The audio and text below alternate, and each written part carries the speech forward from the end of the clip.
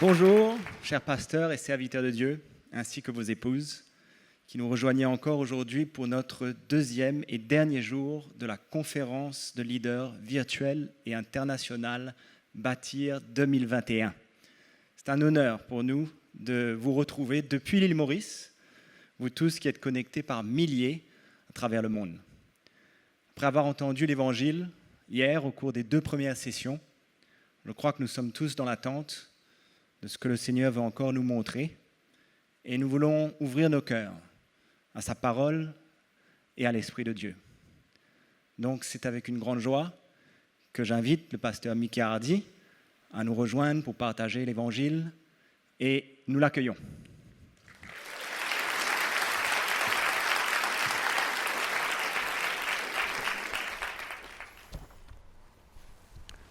Bonjour à tous. Quelle joie de se retrouver encore aujourd'hui.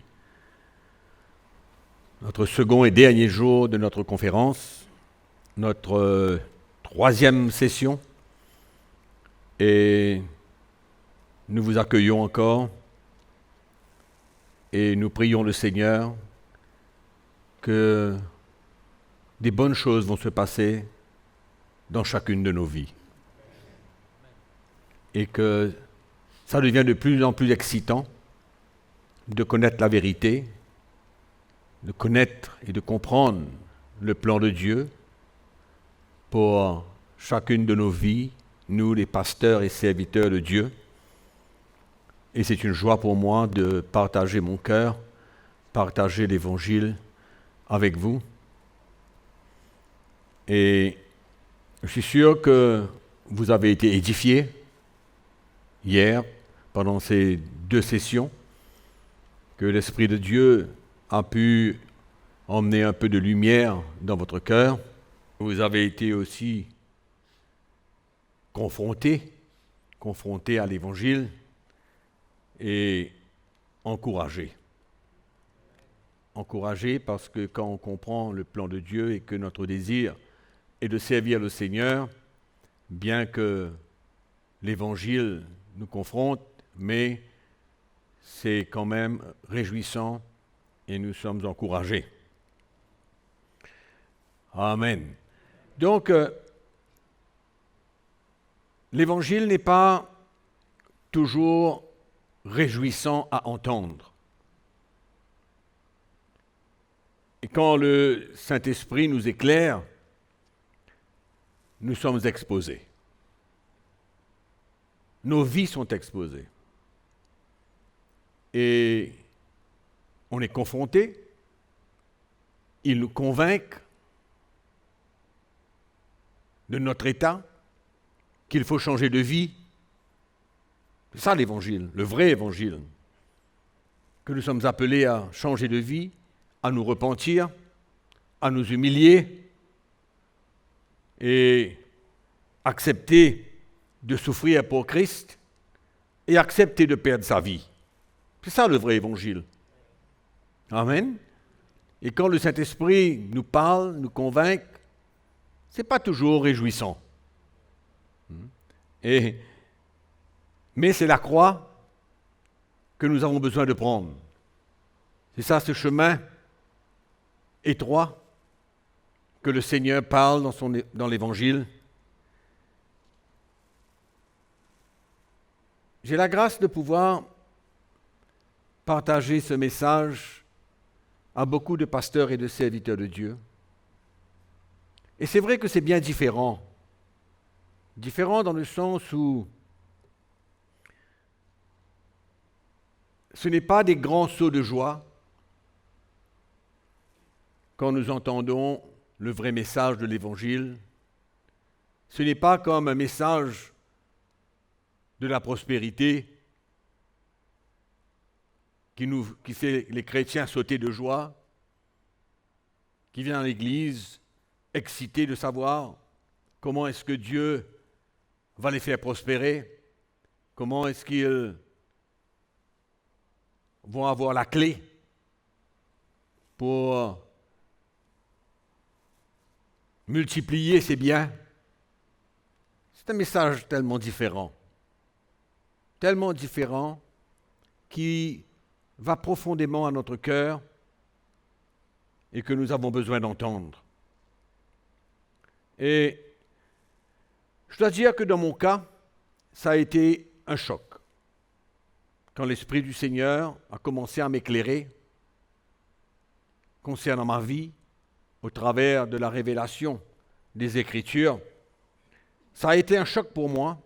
Et je suis sûr que pour beaucoup d'entre vous, en écoutant ce genre de message, c'est aussi un choc pour vous, un défi, un challenge. Ça a été pour moi un grand bouleversement dans ma vie. J'ai eu à me repentir, j'ai eu à ajuster beaucoup de mes messages en tant que pasteur, parce que j'étais aussi pleinement dans le message de la foi pour prospérer, bien qu'au-dedans de moi, je n'étais pas tellement à l'aise, mais il fallait suivre le courant. Et à cette époque, ne sachant pas autrement, un petit peu dans l'ignorance, je prêchais ce genre de message, mais je n'étais pas bien convaincu. Le Seigneur connaissait mon cœur et le Seigneur connaît vos cœurs. Le Seigneur connaît à quel point vous aimez l'Église, à quel point vous voulez servir le Seigneur à sa manière. Et dans mon cas, le Seigneur connaissait. C'est pourquoi il m'a fait grâce de pouvoir comprendre l'Évangile et ajuster ma vie, ajuster même des messages. Et ma vie était désormais sur un solide fondement. Et je comprenais que j'étais en danger, dans le sens où il y avait tellement de choses que le Seigneur avait besoin de secouer dans ma propre vie. Ça m'a fait un peu peur, mais encore une fois, par la grâce de Dieu, j'ai compris, je savais que c'était mon appel. Et pour beaucoup d'entre vous qui m'écoutez, certainement que vous ressentez dans votre cœur aussi que vous êtes appelés par le Seigneur, que vous voulez le servir comme il faut. Et même si l'Évangile vous secoue, même si ça emmène un bouleversement, un choc dans votre vie, mais j'ai la foi dans mon cœur que la main de Dieu est dans la vie et sur la vie de beaucoup d'entre vous qui m'écoutez, qui veulent servir le Seigneur, qui ont soif de quelque chose de nouveau. Et je crois que jusqu'à l'heure, vous avez compris qu'il y a un prix à payer quand nous entendons l'Évangile. Il y a un prix à payer. Le prix de notre vie. Pourquoi? Parce que le Seigneur veut nous perfectionner. Il veut nous perfectionner. Il veut que nous soyons des hommes spirituels afin de pouvoir le servir. Et mon désir de vous partager ce message de la croix de Jésus-Christ, c'est que chaque pasteur ou prédicateur puisse être un exemple et un modèle pour l'Église. Ça ne se fait pas en un jour, ni en une semaine. Mais le peuple de Dieu a besoin de ressentir qu'un pasteur, un serviteur de Dieu, a ce désir en lui, a cette attitude, ce cœur pour grandir, qu'il ressente que le pasteur est ouvert à un changement de vie et que ces choses deviennent réelles. Réelles dans sa vie et qu'elles deviennent réelles dans votre cœur. Ma prière, c'est que vous soyez efficace dans le ministère. Efficace. Qu'au travers de votre ministère, le peuple de Dieu, grandit spirituellement, sort dans un état d'enfant pour arriver à être un adulte spirituellement, qui comprend les choses de l'esprit, qui peut faire face à beaucoup de choses. Ma prière est aussi que votre leadership soit un leadership ensemble avec des autres serviteurs de Dieu, unis. Que l'unité puisse prévaloir. J'ai connu des combats, des divisions, des compétitions, j'ai connu. Mais aujourd'hui, je peux vous assurer que quand votre vie et l'Église est bâtie sur un fondement solide, sur ce fondement, ce message fondamental apostolique, c'est complètement différent. Il y a une unité de cœur, il y a l'amour de Dieu. Et je peux vous dire une chose, que quand les gens visitent l'Église, ils ressentent cet amour, cette unité, qui n'est pas parlée et fabriquée, mais réelle dans l'esprit. Ils le ressentent dans les cœurs. Et je crois que ça devrait être notre désir. Et c'est mon désir pour vous. C'est pourquoi je vous parle de ce message, afin que vous soyez aussi un meilleur mari. Très important. Très important. Parce que quand la famille ne va pas, on ne peut pas servir le Seigneur. C'est ce que l'apôtre Paul dit à Timothée. Si quelqu'un ne sait pas garder sa famille en ordre, il ne peut pas servir le Seigneur. Et donc c'est important. Et c'est ce que j'avais compris aussi. Parce que je vous avais dit hier, je pense, que mon couple, mon mariage n'était pas excellent. Que ma femme et moi, nous avions pas mal de problèmes. Mais comme le Seigneur a fait de grandes choses et a permis qu'aujourd'hui, nous sommes unis de cœur dans le service de Dieu, et c'est ma prière pour vous. Parce que dans mes voyages en Afrique, je sais très bien ce qui se passe dans les foyers, dans les familles, des pasteurs, des serviteurs de Dieu. Et sachant que ces choses existent, nous prions que le Seigneur vienne mettre de l'ordre au travers de ce message qui bouleverse nos vies. Et donc, nous voulons éviter toute confusion, tout doute concernant la souffrance du chrétien. C'est important que vous sortez de cette conférence sans aucun doute, sans que vous soyez confus, sans que vous posiez des questions concernant notre participation aux souffrances de Christ et à la mort de Christ. Et nous allons ouvrir notre Bible dans 1 Pierre chapitre 4. 1 Pierre chapitre 4. Nous allons voir ce que l'apôtre Pierre a à dire. Nous allons lire le verset 12. 1 Pierre chapitre 4 à partir du verset 12. Mes bien-aimés, ne trouvez pas étrange ou anormal d'être dans la fournaise de l'épreuve, comme s'il vous arrive quelque chose d'extraordinaire.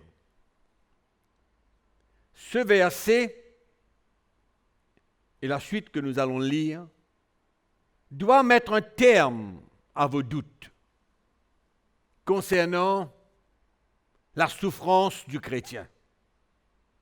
Pierre dit clairement, Il n'y a rien d'extraordinaire pour un chrétien d'être dans la fournaise de l'épreuve.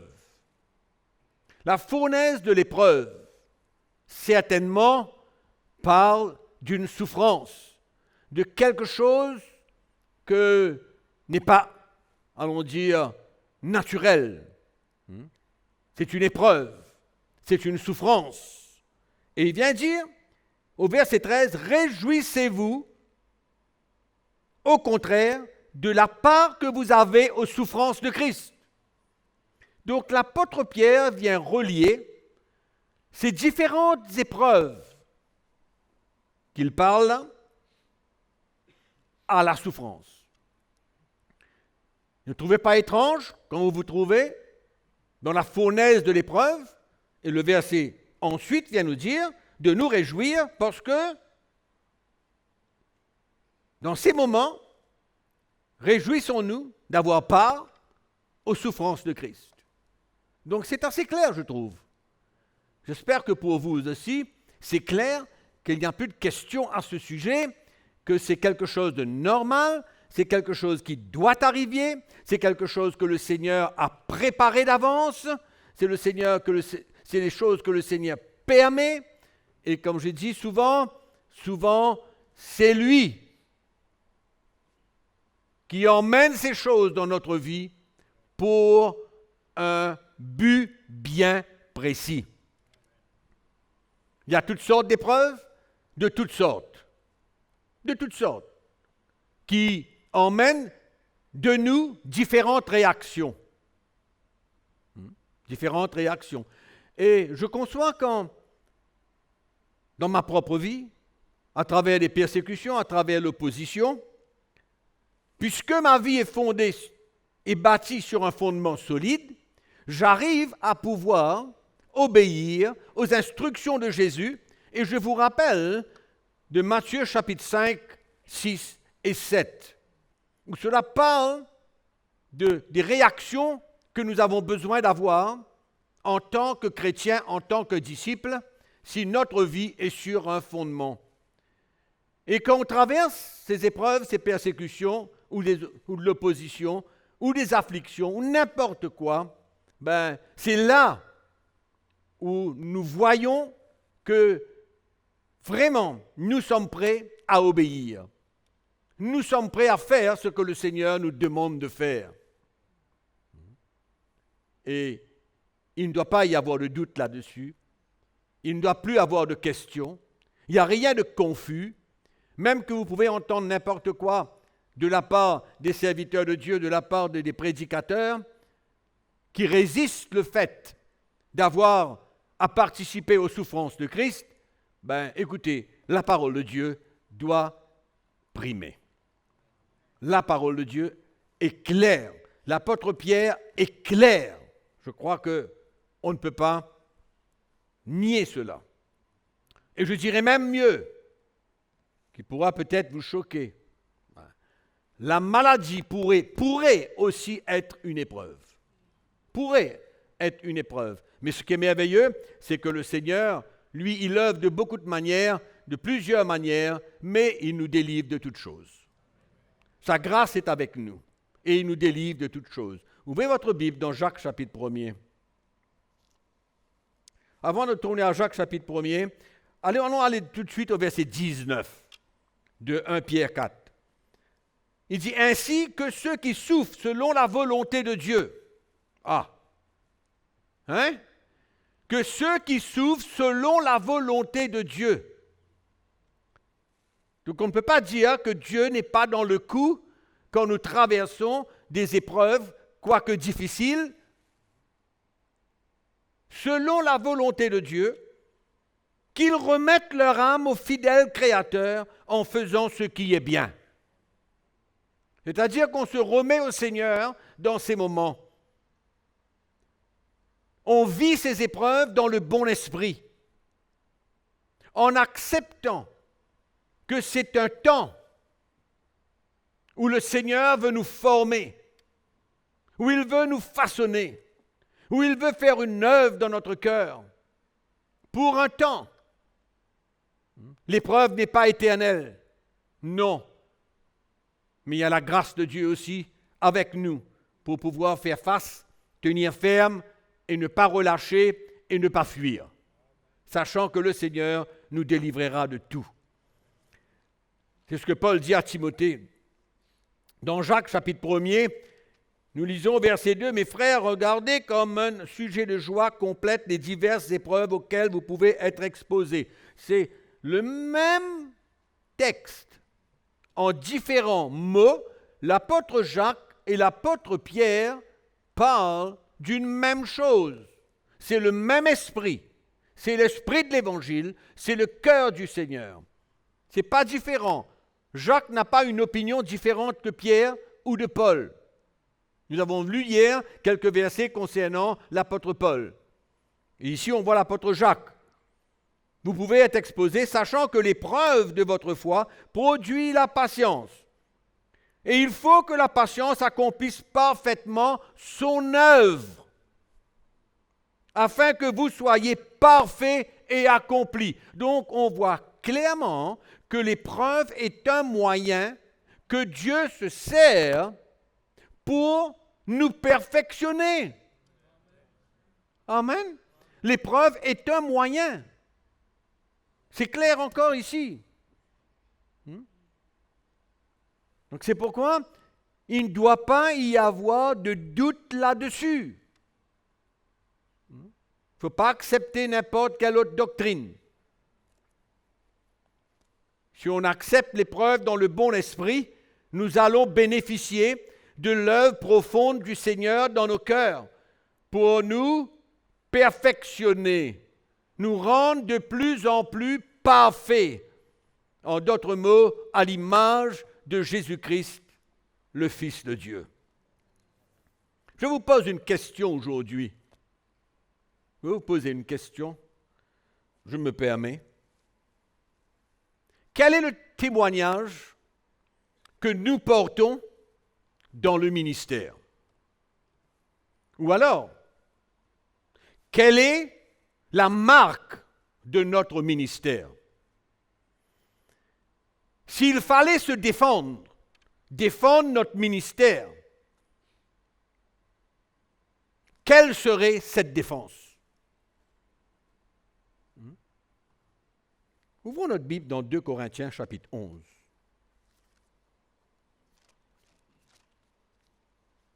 Paul va défendre son ministère. C'est important de savoir cela parce que nous sommes tous dans le ministère. Nous sommes en train de servir le Seigneur. Qu'est-ce qu'on présente au peuple, aux gens, en ce qui concerne notre ministère? Qu'est-ce que nous avons à dire? Quel témoignage que nous avons?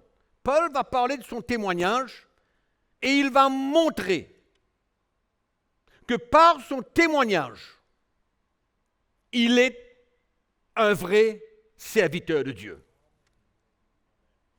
Dans 2 Corinthiens chapitre 11, nous lisons à partir du verset, allons dire, 18. « Puisqu'il en est plusieurs qui se glorifient selon la chair. » Puisqu'il y en est plusieurs qui se glorifient selon la chair, je me glorifierai aussi. Mais pas de la même manière. Car vous supportez volontiers les insensés, vous qui êtes sages. Si quelqu'un vous a servi, si quelqu'un vous dévore, si quelqu'un s'empare de vous, si quelqu'un est arrogant, si quelqu'un vous frappe au visage, vous le supportez. En d'autres mots, les Corinthiens avaient accepté des serviteurs de Dieu qui manipulaient les Corinthiens, qui étaient arrogants envers eux, qui les pillaient, qui faisaient d'eux ce qu'ils voulaient, et les Corinthiens avaient accepté. C'est ça que Paul est en train de leur dire. Mais il continue, il vient dire, j'ai honte de le dire, nous avons montré de la faiblesse. C'est-à-dire, Paul vient dire que nous n'avons pas agi de la même manière qu'eux. Non. Nous avons agi autrement envers vous et nous avons démontré de la faiblesse. Mémorisez ce mot. Et il continue et dire, cependant, tout ce que peut oser quelqu'un, je parle en insensé, je parle comme un fou, moi aussi je l'ose. Sont-ils hébreux? Moi aussi. Sont-ils israélites? Moi aussi. Sont-ils de la postérité d'Abraham? Moi aussi. Sont-ils ministres de Christ? Écoutez ce qu'il va dire. Je parle en termes extravagants. En d'autres mots, j'ose maintenant parler de la sorte, même si je parais comme un fou, je le suis, plus encore. Sont-ils ministres de Christ? Je parle en termes extravagants, je le suis, plus encore, plus que ceux qui vous ont manipulé, qui vous ont volé, qui ont fait de vous ce qu'ils voulaient. Et Paul va décrire maintenant pourquoi. Pourquoi est-ce qu'il est un serviteur de Dieu d'une plus grande reconnaissance envers Dieu? Comme quoi que Dieu va l'approuver plus que ces hommes. Et il va parler maintenant de sa vie, comment il va supporter les épreuves, comment il va souffrir au travers de ces épreuves. Et regardez comment est-ce qu'il témoigne son ministère. C'est ça la question que je vous ai posée. Quel est le témoignage que chacun d'entre vous vous portez pour dire que vous êtes un ministre de Dieu, pour dire que vous êtes un apôtre, pour dire que vous êtes un pasteur ou un serviteur de Dieu ou un prophète? Quel est votre témoignage? Et le témoignage de Paul, il va le décrire maintenant à partir du verset 20, 23 et 24. Et il va continuer, il va parler, il va dire, bien plus par les coups, par les emprisonnements, souvent en danger de mort. 5 fois j'ai reçu des Juifs 40 coups moins 1. 3 fois j'ai été battu de verge. 1 fois j'ai été lapidé. 3 fois j'ai fait naufrage. Et il continue. C'est une liste bien longue. Et le verset 29, il vient dire, qui est faible que je ne sois faible? Qui vient à tomber que je ne brûle? Le verset 30, s'il faut se glorifier, c'est de ma faiblesse que je me glorifierai. L'homme de Dieu, qui décrit son ministère, qui est fier, honoré,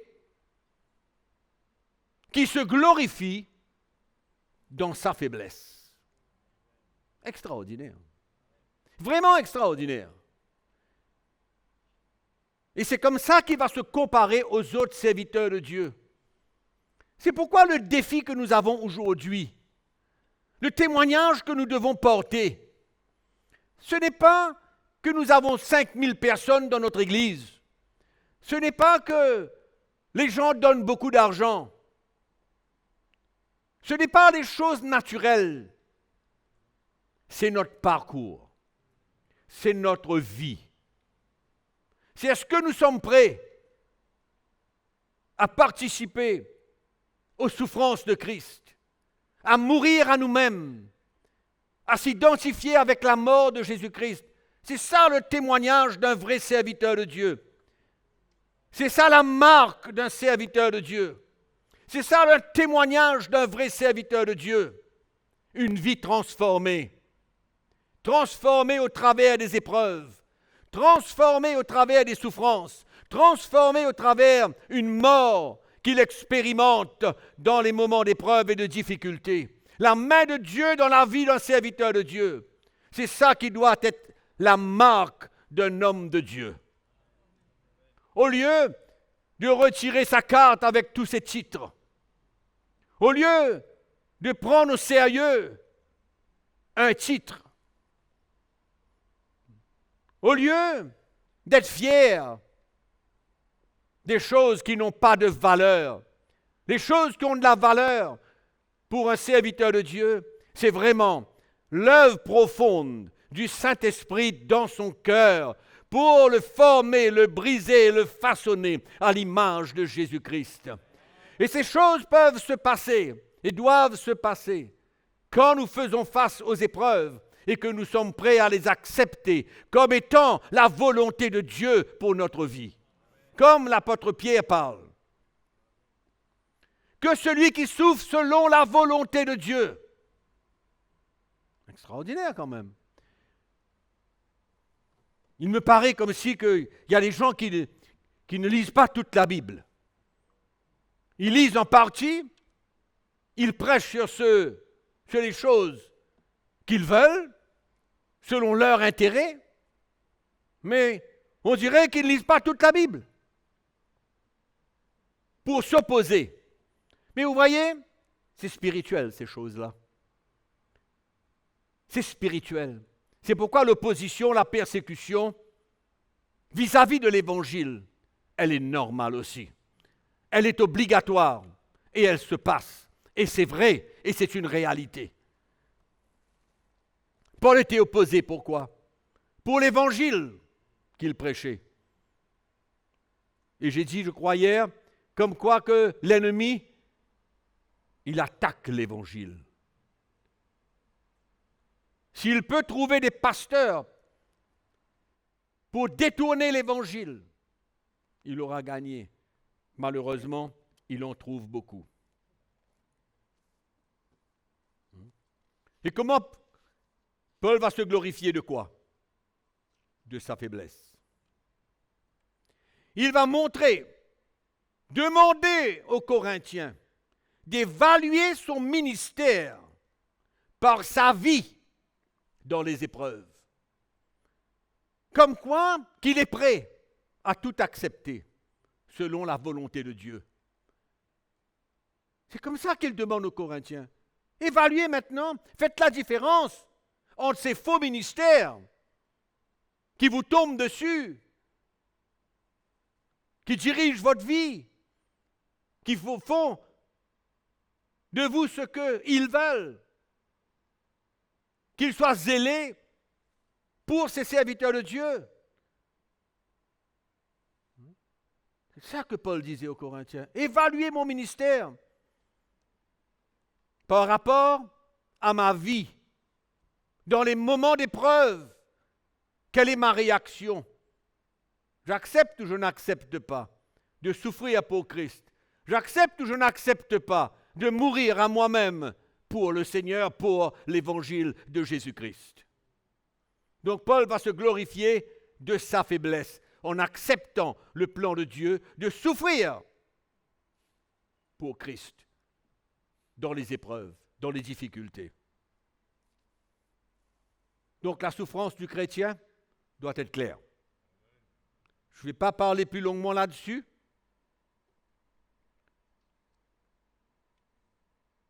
Nous allons parler un petit peu de la mort du chrétien. Oh! Les chrétiens n'aiment pas trop entendre cela, même les pasteurs n'aiment pas trop entendre. Mais souvenez-vous de ce que Jésus a dit. Il a parlé de prendre sa croix. Oui ou non? Donc, c'est la souffrance, c'est la mort, afin de pouvoir avoir la vie. Donc, dans 2 Corinthiens, chapitre 4, nous allons peut-être relire versets 11 et 12.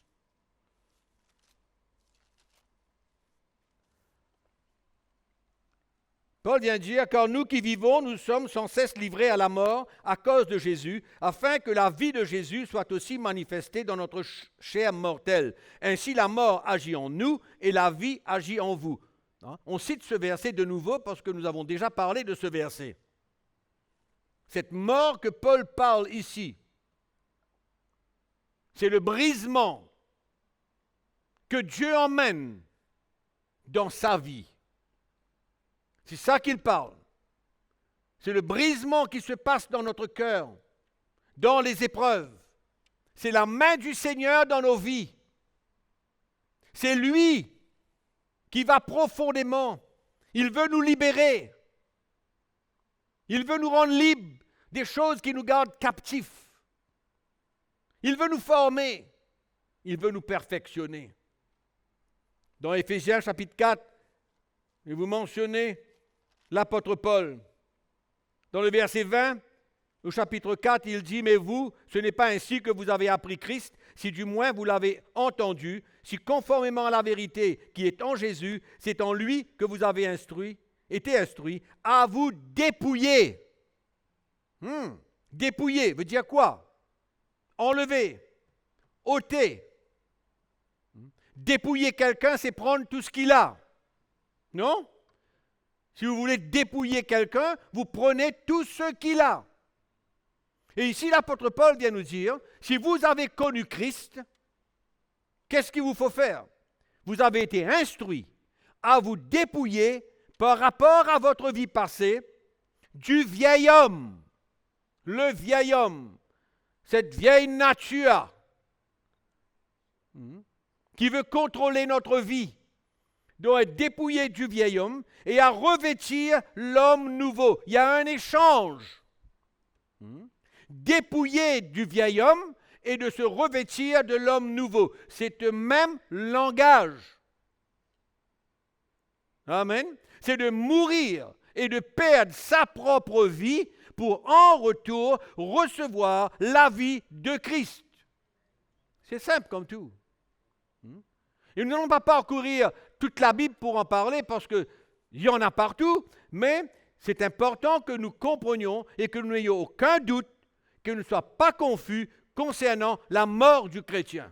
Cette mort à soi-même, c'est ce reniement de soi-même. C'est ça qui est important. Et c'est vrai que ce n'est pas toujours facile quand le Seigneur fait son œuvre dans nos cœurs. Ce n'est pas facile. C'est dur, mais ça me fait me rappeler du prophète Jérémie au chapitre 18, quand cela parle du vase du potier. Le vase du potier qui façonne ce vase. Et la Bible nous dit, il le façonne jusqu'à qu'il trouve bon. Il va le façonner comme il trouve bon. Et le Seigneur nous façonne, nous change, nous forme jusqu'à qu'il trouve bon. C'est-à-dire jusqu'à que nous parvenions à l'état d'homme fait et que nous ressemblons de plus en plus à Jésus-Christ, son Fils. Et c'est ça que Paul dit en les Éphésiens. Écoutez, revêtir l'homme nouveau, créé selon Dieu, dans une justice et une sainteté. Vous voyez le but? Vous voyez pourquoi? Donc c'est important. Le Saint-Esprit veut nous façonner à l'image de Jésus. Donc c'est la perte de notre vie pour celle de Christ. Il faut que c'est clair. Et même l'apôtre Paul, dans le livre des Galates, qu'est-ce qu'il dit au Galates chapitre 2, verset 20? Il dit, j'ai été crucifié avec Christ. Ce n'est plus moi qui vis, c'est Christ qui vit en moi. Ce n'est plus lui qui vit. Il y a eu un échange. Il a perdu sa vie. Il est mort à cette vieille vie. Et il porte en lui la vie de Jésus. Ce n'est plus moi qui vis, qu'il dit. C'est Christ qui vit en moi. Alléluia. Donc la mort du chrétien doit être claire. On va arrêter là sur ces 2 points parce qu'on ne va pas prendre plus de temps. Mais j'espère que c'est clair pour vous. Qu'il n'y a pas de doute, il n'y a pas d'autre question. C'est le plan de Dieu, c'est la volonté de Dieu. C'est ce que Jésus a ordonné à ses disciples. Amen. Et on ne peut pas retourner là-dessus. Et je prie que le Seigneur amène cette conviction dans votre cœur, une conviction, et que ce soit clair, comme de l'eau limpide. Amen. Et la deuxième chose que je veux vous parler, c'est nous devons comprendre la raison pour laquelle Jésus a ordonné à chacun d'entre nous, et surtout les serviteurs de Dieu, à prendre leur croix et le suivre. Il y a une raison pour que nous soyons des hommes spirituels. Premièrement, pour que nous soyons des hommes spirituels, transportant la vie de Jésus afin de transmettre aux autres cette vie qui est en nous. Amen. Ce n'est pas un calvaire. Le but du Seigneur et la raison de cet ordre qu'il nous donne n'est pas pour nous écraser et nous rendre la vie dure comme beaucoup pensent. Parce que beaucoup ne voient pas le produit fini. Ils ne voient pas ce que Dieu veut faire de notre vie.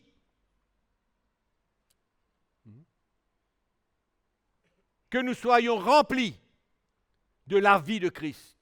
Que nous devenions des hommes spirituels. Et que nous puissions transmettre cette vie. Transmettre aux autres la vie. Moi, je ne veux pas être dans le ministère pour transmettre ce que je suis. Non. J'ai assez avec ce que je suis. Je veux mettre de l'ordre dans ce que je suis. Je veux faire disparaître ce que je suis, afin que Christ, sa vie, puisse se manifester à travers moi.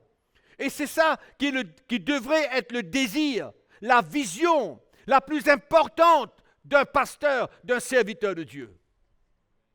Faire des plans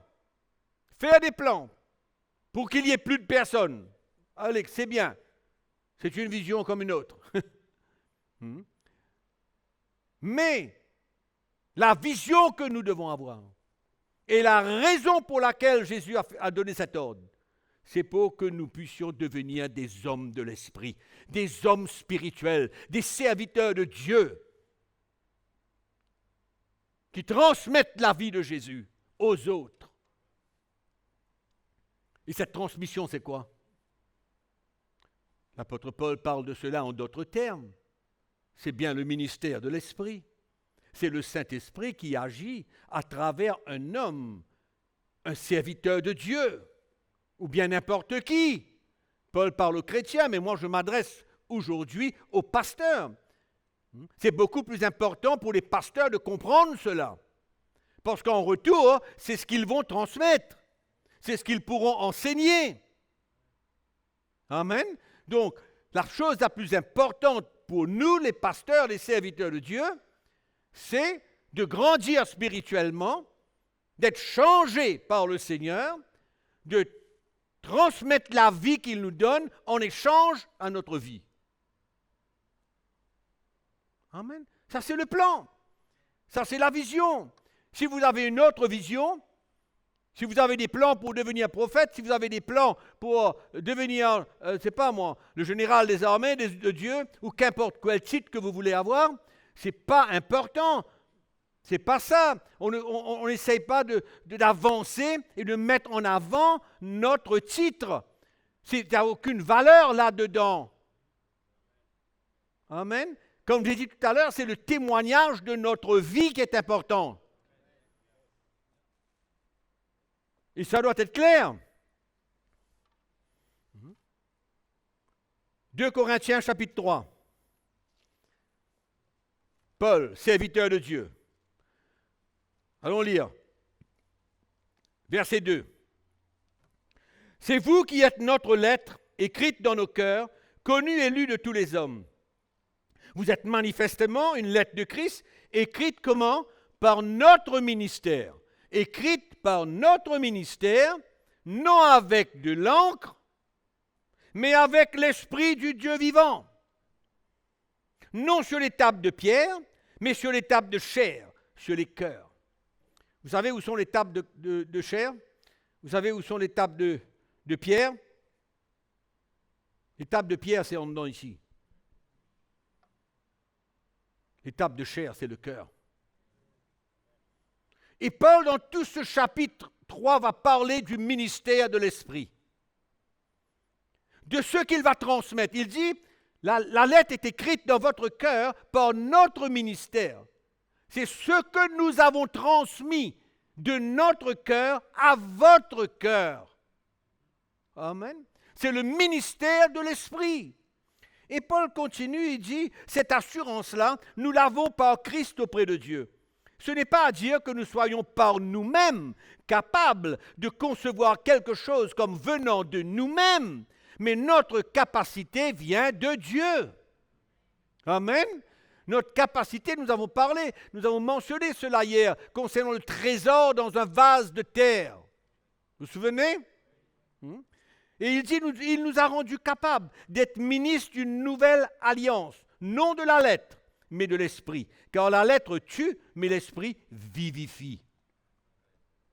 Alléluia. Donc Paul transmet la révélation de l'évangile par le ministère de l'esprit. Il y a une transmission. Amen. Autrement, ça aurait été la lettre. La lettre. Amen. C'est-à-dire pas comprise, morte. Elle tue, mais l'esprit donne la vie. C'est ça le ministère. Et dans 1 Corinthiens chapitre 2, Paul va exprimer aux Corinthiens son cœur. Il va parler de la manière qu'il s'est approché des Corinthiens. Au verset 2, chapitre 2. Car je n'ai pas eu la pensée de savoir parmi vous autre chose que Jésus-Christ et Jésus-Christ crucifié. Moi-même, j'étais auprès de vous dans un état de faiblesse. Amen. Vous vous souvenez? De crainte et de tremblement. Et ma parole et ma prédication ne reposaient pas sur des discours persuasifs de la sagesse humaine. Ce n'était pas une communication d'intelligence à une autre intelligence. Ce n'est pas une communication au travers de la sagesse de l'homme. Mais il dit, non pas, ma parole et ma prédication ne reposaient pas sur les discours persuasifs de la sagesse, mais sur une démonstration d'esprit et de puissance. Amen. Il y a quelque chose de spécial dans cette transmission. Amen. Il y a quelque chose de spécial qu'il a communiqué pour que les Corinthiens saisissent dans l'esprit la lumière et la révélation qu'il portait dans son cœur. C'était devenu une lettre écrite dans leur cœur. Ce n'était pas une lettre, ce n'était pas une explication, ce n'était pas une instruction. Non, pas du tout. Et le Seigneur, Jésus, dans la construction qu'il veut faire de son Église dans ces derniers temps, veut élever des hommes de ce calibre. Des hommes de ce calibre qui prêchent avec une démonstration d'esprit et de puissance. Et que la foi du peuple de Dieu ne se repose pas sur la sagesse des hommes, mais sur la puissance de Dieu. Amen. C'est ce genre de calibre d'hommes de Dieu que le Seigneur va élever, va chercher, va emmener et va saisir leur cœur. Et je prie que vous soyez un de ceux. Que vous tous vous soyez des porteurs d'un évangile vrai, pur, glorieux.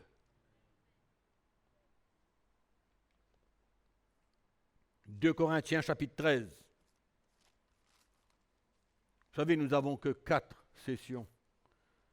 Donc je vais assez vite. Mais vous pouvez vérifier tout cela, réécouter encore si vous voulez. 2 Corinthiens chapitre 13, verset 2. Lorsque j'étais présent pour la seconde fois, j'ai déjà dit et aujourd'hui je suis absent, je dis encore d'avance à ceux qui ont péché précédemment et à tous les autres que si je retourne chez vous, je n'userai d'aucun ménagement, puisque vous cherchez une preuve que Christ parle en moi. C'est un peu ce que j'ai demandé comme question tout à l'heure, non? Vous cherchez une preuve que Christ parle en moi. Lui qui n'est pas faible à votre égard, mais qui est puissant parmi vous. Maintenant, il est puissant parmi vous. Mais écoutez le verset 4. Car il a été crucifié à cause de sa faiblesse. Mais il vit par la puissance de Dieu. Crucifié, la Bible nous dit, à cause de sa faiblesse. Pourquoi? Pourquoi il parle de cette faiblesse? Faible comment? La Bible nous dit qu'il était comme une brebis qui va à la boucherie. Il n'a rien résisté. Il connaissait le plan de Dieu. Il était prêt à perdre sa vie. Il était prêt à tout abandonner. C'est ce genre de faiblesse que l'apôtre Paul est en train de parler ici. Et c'est ce genre de faiblesse que nous avons besoin d'avoir.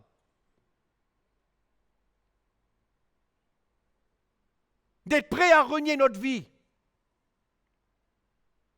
Cette faiblesse parle de son humilité. Cette faiblesse parle de son désir d'accepter la souffrance, d'accepter la croix, d'accepter la mort. C'était ça sa faiblesse.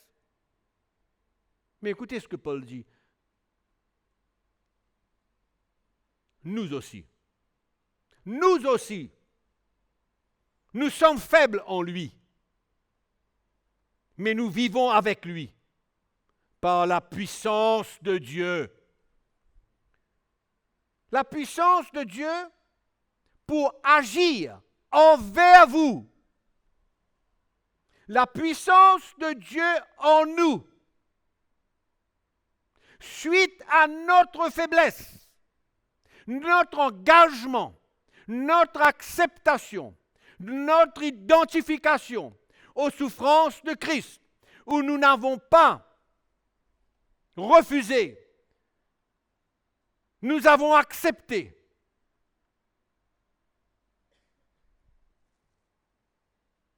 Nous étions pris, nous sommes prêts à nous renier nous-mêmes.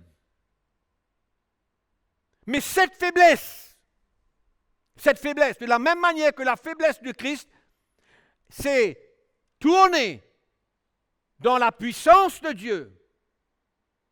La faiblesse, notre acceptation, notre croix que nous portons, notre reniement de nous-mêmes, notre mort à nous-mêmes, déclenche quoi? La puissance de Dieu, le ministère, la vie de Christ qui agit envers vous. Il y a une transmission. Il y a quelque chose qui est transmis. Voyez? Voyez le but de tout cela? Voyez pourquoi il y a cette croix? Pourquoi le Seigneur nous montre ce chemin? C'est pour notre bien. C'est pour nous de concevoir la vie d'un chrétien dans la défaite. Qui fuit tout ce que Dieu veut faire. Qui garde sa vie pour lui-même. Je suis en train de vous montrer le ministère de l'Esprit, la transmission de la puissance de Dieu, de la vie du Seigneur envers le peuple de Dieu. C'est ça le ministère. C'est pourquoi Paul est fier. Et dans le verset 30, tout à l'heure là, dans le chapitre 11, qu'est-ce qu'on a lu? Je me glorifie dans ma faiblesse. Alléluia. Il sait qu'est-ce qu'il a en retour. Il sait qu'est-ce qu'il va avoir en retour. Il sait comment va être le ministère. Et sa joie, son excitation de répondre à l'appel de Dieu, son cœur pour l'Église, son cœur pour le peuple de Dieu, ne l'arrête pas. Il n'y a pas d'obstacle devant l'apôtre Paul. Il ne devrait pas avoir d'obstacle dans la vie d'un vrai serviteur de Dieu. pour prendre sa croix, pour être prêt et accepter de souffrir avec Christ. Pourquoi? Pour qu'il devienne un vrai serviteur de Dieu, non pas quelqu'un de moyen, non pas quelqu'un qui explique, non pas quelqu'un qui a allons dire, une prédication. Je ne critique pas, mais il y a une réalité qu'il faut exposer. Qui prêche l'évangile. Le message est sec, le message est mort, il n'y a pas de vie, il n'y a pas de transmission, il n'y a pas de croissance dans le peuple de Dieu, il n'y a pas de conviction, il n'y a pas de changement dans la vie du peuple de Dieu. Pourquoi? Ça dépend du message. Le message, il est biblique. Ça dépend de ce que vous transportez. Ça dépend qu'est-ce qu'il y a à l'intérieur de vous. Ça dépend qu'est-ce que Dieu a investi en vous. Ça dépend comment vous avez été prêt à perdre votre vie pour la vie de Christ. Voilà la raison. Voilà pourquoi le Seigneur a ordonné à chacun d'entre nous, pasteurs, serviteurs de Dieu, se renier soi-même, se charger de sa croix et de le suivre. Fondamental. Fondamental. C'est une chose importante pour les pasteurs de comprendre. Quand le ministère de l'Esprit est absent, leur prédication est morte. Elle est sans puissance, elle n'est qu'une instruction, elle n'est qu'une connaissance. Et n'emmène aucune conviction, n'emmène pas le chrétien à se repentir, à se remettre en question, à regarder à sa vie, à examiner sa vie, et il continue sa route, et il n'y a rien qui l'arrête.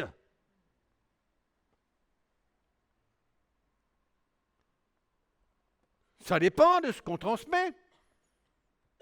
Amen. Ça dépend qu'est-ce qui émane de nous. Ça dépend qu'est-ce qui sort de nous.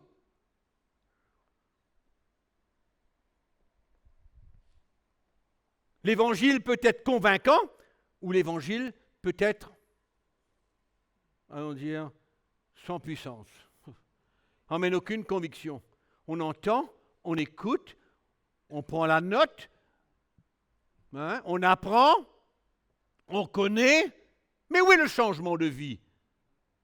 Hein? Où est le changement de vie? Où est la maturité? Où est le ministère de l'Esprit? Où est la vie de Christ en nous? C'est important de comprendre cela. On accepte le message de la croix, on accepte de prendre notre croix et de suivre le Seigneur parce qu'en retour, on va être des hommes de Dieu, des hommes de l'Esprit, des hommes d'un calibre qui n'est pas ordinaire.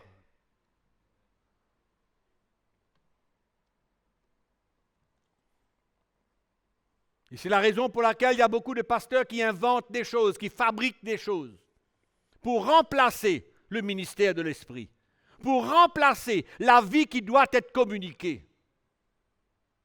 Ils inventent. Et quand ils inventent, c'est la fausse doctrine, c'est les hérésies, c'est toutes sortes de fabrications.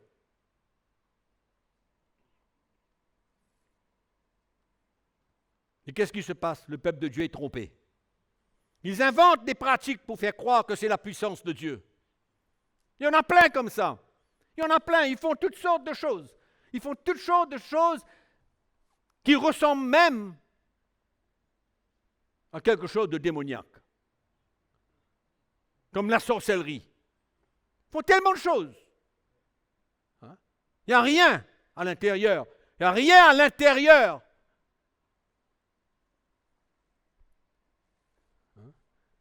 Il n'y a pas cette œuvre profonde du Seigneur dans les cœurs. Et alors, qu'est-ce qu'on fait? On veut les gens, on veut multiplier, hein? On veut gagner notre vie. Il y a tellement de motivation dans ce monde chrétien aujourd'hui. Tellement de mauvaises motivations. Il y a des mercenaires partout qui ne cherchent pas l'avantage du peuple de Dieu, mais qui cherchent à ce que le peuple de Dieu soit leurs esclaves. Et ils inventent pour garder le peuple. Ils inventent. Et ils font croire que c'est la puissance de Dieu. Mais le chrétien, il reste la même, il ne change pas, rien ne se passe dans sa vie. Il est content parce qu'il croit que c'est la puissance de Dieu. Je vais rapidement parler d'une deuxième raison. Pourquoi est-ce que Jésus nous a ordonné de prendre cette croix? Il y a beaucoup de pasteurs dans le monde chrétien aujourd'hui qui vivent dans le péché, l'immoralité. Ils trompent leurs femmes. Ils vivent avec d'autres. Ils divorcent. Se donnent à la pornographie. Vous le croyez? Allez dans les statistiques, vous verrez qu'il y a un gros pourcentage de pasteurs qui sont esclaves de la pornographie. Oui. Ils vivent dans le péché. Ils ont une vie cachée. Ils ont une vie double. Ils sont violents, durs, avec leurs femmes, avec leur famille. Durs. Ils pillent les chrétiens. Dieu voit toutes choses. Ils ne sont pas intègres dans leurs finances. Ils pratiquent la sorcellerie. Je vous ai dit tout à l'heure, l'Église est remplie de mercenaires. Remplie. Comment changer tout ça? Comment emmener tout ça? Quand il n'y a pas un évangile qui est annoncé, qui est prêché, qu'est-ce qui peut les changer? Quand il n'y a pas de fondement dans l'Église, quand il n'y a pas de fondement dans la vie d'un serviteur de Dieu, ils acceptent d'être dominés par la chair. Ils acceptent d'être dominés par la chair. Il n'y a pas de conviction de péché, il n'y a pas de repentance. Ils continuent à vivre, à prêcher l'Évangile, mais en même temps, ils vivent dans le péché. 1 Pierre chapitre 4. J'ai besoin de terminer. Verset 1. Ainsi donc, Christ ayant souffert dans la chair, vous aussi armez-vous de la même pensée, car celui qui a souffert dans la chair, on a fini avec le péché. C'est ça qu'on veut. On veut finir avec le péché. Le plan de Dieu, c'est de finir avec le péché. C'est de marcher dans la sainteté. Ce n'est pas la perfection. Non. Mais c'est une attitude, c'est une condition de cœur. C'est une vie normale, loin du péché. Et l'apôtre Pierre parle comment, quand on met à mort les désirs de la chair, c'est comme ça qu'on va finir avec le péché. C'est normal.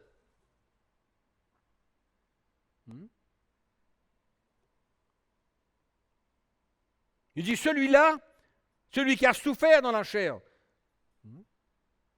On a parlé de la souffrance.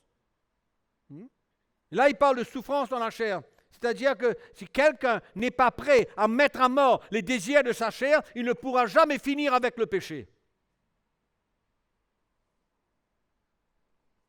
L'apôtre Paul parle dans Colossiens chapitre 3 au verset 5. Colossiens chapitre 3 verset 5. Voilà. Faites donc mourir. Bon, il y a une mort quelque part là. Faites donc mourir. Oui, non? Ce qui dans vos membres est terrestre, la débauche, l'impureté, les passions, les mauvais désirs et la cupidité, qui est une idolâtrie.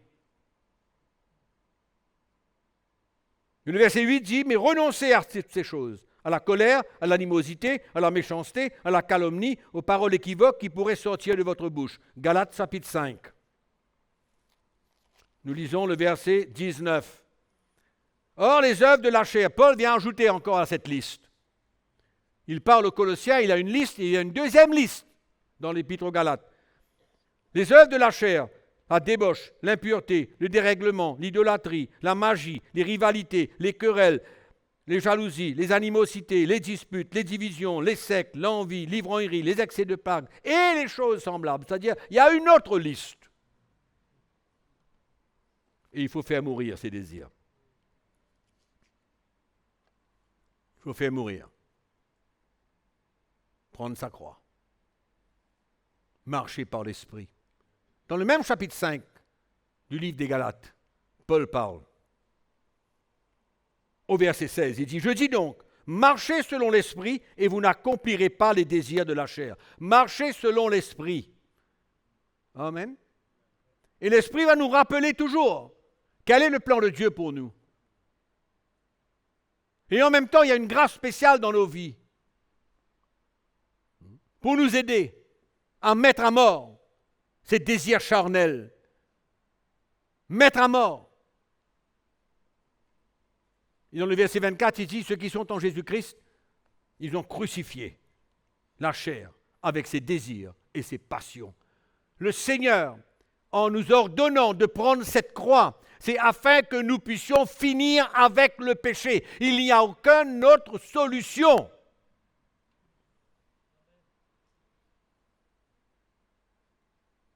Que d'être prêt à mourir à ses désirs, à marcher par l'esprit, et nous n'accomplirons pas les désirs de la chair. Et celui qui est en Christ, il crucifie sa chair avec ses désirs et ses passions. C'est notre rôle, c'est notre responsabilité. Et le Seigneur fera le reste. Il voit la sincérité de notre cœur. Donc il y a un combat entre l'esprit et la chair. Et le moyen de mourir à ses désirs, c'est d'obéir à la voix de l'esprit. On obéit à la voix de l'esprit, on désire marcher dans la sainteté et on met à mort ce désir de la chair et on goûte à la grâce de Dieu pour nous donner la victoire. C'est pourquoi c'est important de comprendre. Il y a tellement de pasteurs qui continuent à vivre dans le péché. Et ils ne prennent pas compte.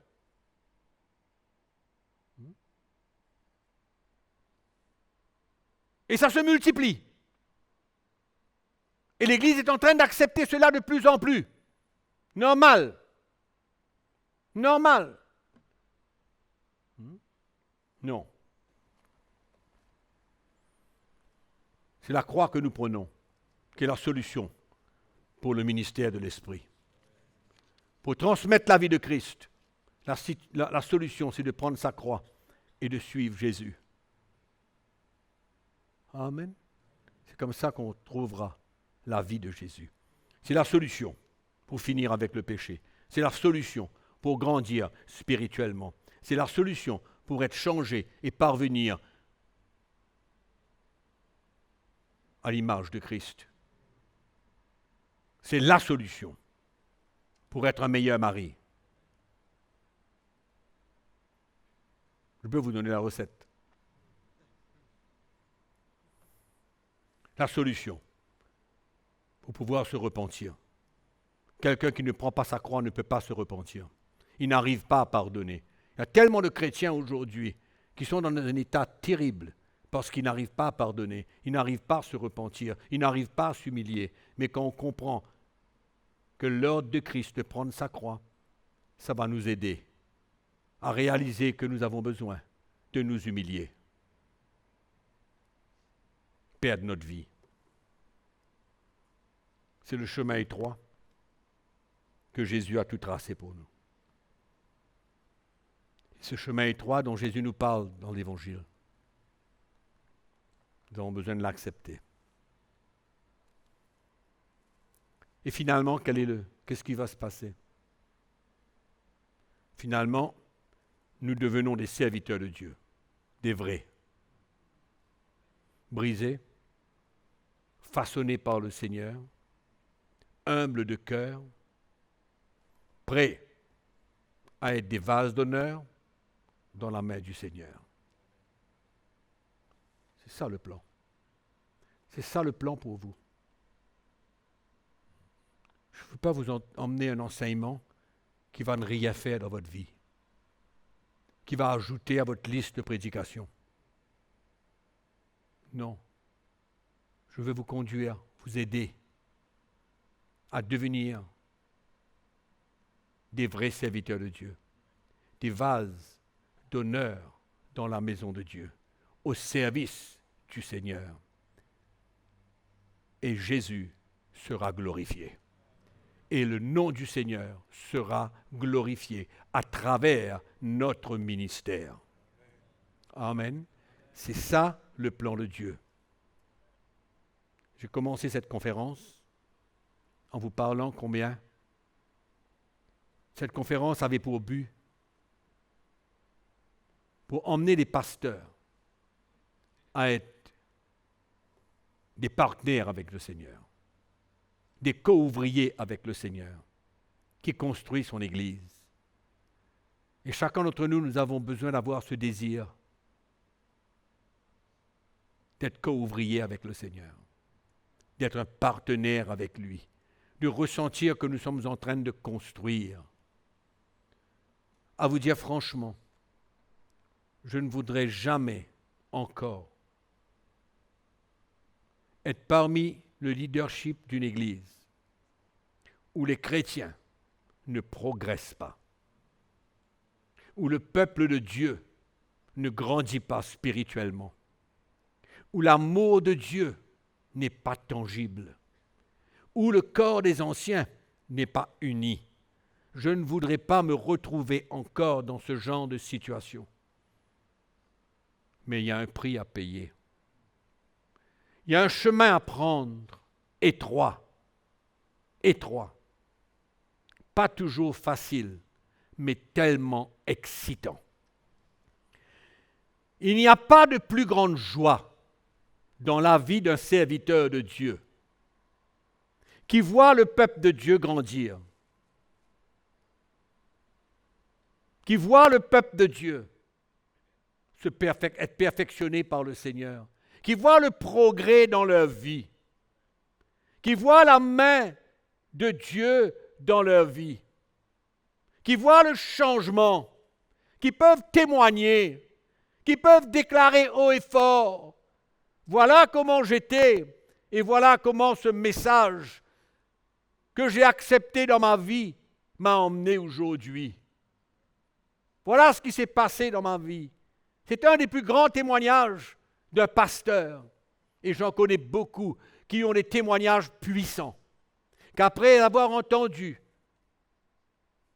ce message que je suis en train de vous partager, le changement dans leur foyer, dans leur mariage, dans leur vie, dans le ministère, dans l'Église, des choses incroyables. Des leaderships qui étaient en division, unis, restaurés, parce qu'ils ont été prêts à s'humilier, prêts à accepter, prêts à se repentir, prêts à perdre, prêts à s'humilier. Et on voit l'œuvre de Dieu, on voit l'œuvre du Saint-Esprit, on voit le changement, on voit une Église solide, on voit un peuple qui n'est pas divisé, on voit et on ressent l'amour de Dieu, le réel amour de Dieu. Ça, c'est la plus grande joie dans le service de Dieu. Mais servir le Seigneur juste pour le servir et juste pour prêcher un évangile qui ne change personne n'a pas sa raison d'être. C'est pourquoi je vous encourage, parce qu'il y en a beaucoup qui travaillent en vain, qui ne peuvent rien produire et présenter. Un serviteur de Dieu doit pouvoir présenter un peuple, une assemblée qui s'aime, qui est unie, qui partage leurs faiblesses, leurs combats, leurs épreuves, leurs difficultés, leurs faiblesses, sans avoir peur, parce que c'est normal. C'est normal. Mais il y a cet esprit, il y a ce bon esprit de l'Évangile, il y a ce cœur du Seigneur. Et une église solide, ce n'est pas le fruit d'un prédicateur, c'est le fruit d'un évangile. C'est le fruit de l'évangile ordonné par le Seigneur. C'est le fruit d'un message fondamental, un message apostolique qui emmène cette fondation solide dans l'Église. Paul était fier, pas orgueilleux mais fier. Et un serviteur de Dieu doit être fier parce qu'il ne travaille pas en vain. Amen. Et ma prière pour vous aujourd'hui encore, c'est qu'avec un peu plus de lumière, vous n'avez plus de doute, n'êtes plus confus.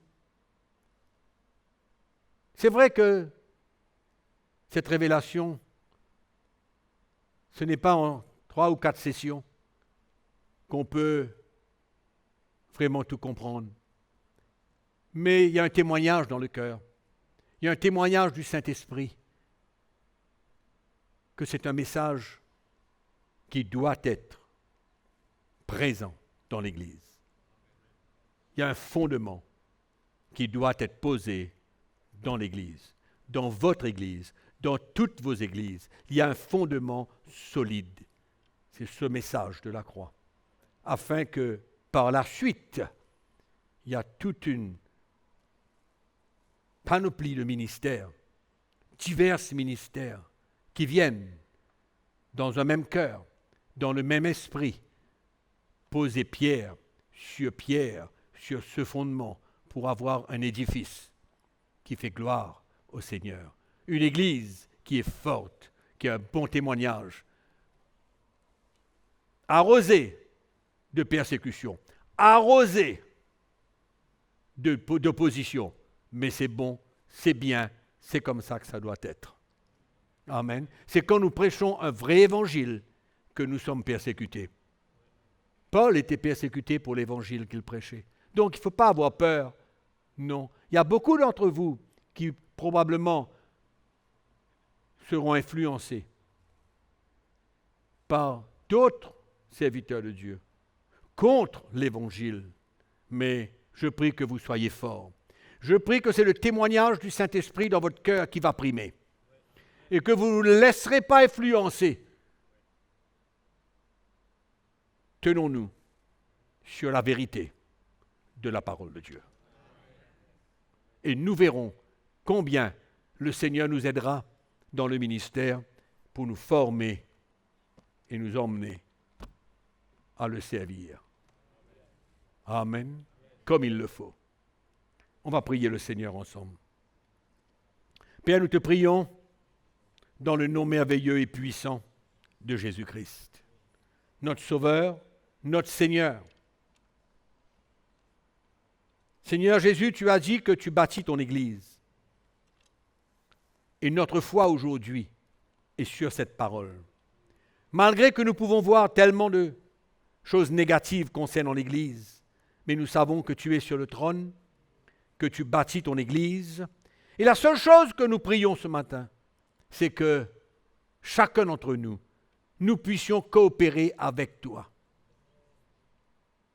Et que tu approuves notre ministère, notre appel. Seigneur, nous ne voudrons pas entendre de toi, comme quoi que tu ne nous connais pas. Mais tu veux que nous puissions nous présenter devant toi et qu'on puisse entendre ta voix. Bon, fidèle, serviteur, entre dans la joie de ton Maître. Que le Seigneur nous aide à servir son peuple, à donner notre vie pour le peuple de Dieu, à proclamer un évangile pour le peuple de Dieu. C'est ma prière ce matin, Seigneur.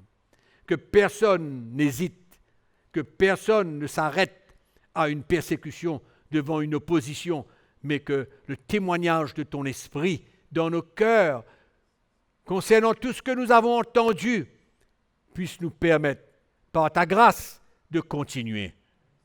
Seigneur, nous te remercions. Au nom de Jésus. Amen. Alléluia. Donc, voilà pour cette première session. Et nous allons prendre une petite pause de 10 à 15 minutes, juste pour se détendre un peu, pour vous surtout. Moi, je suis debout depuis plus d'une heure. Et qu'on retourne dans 15 minutes pour notre dernière session de cette conférence. Amen. Donc, que le Seigneur vous bénisse et on se voit dans quelques minutes. Merci.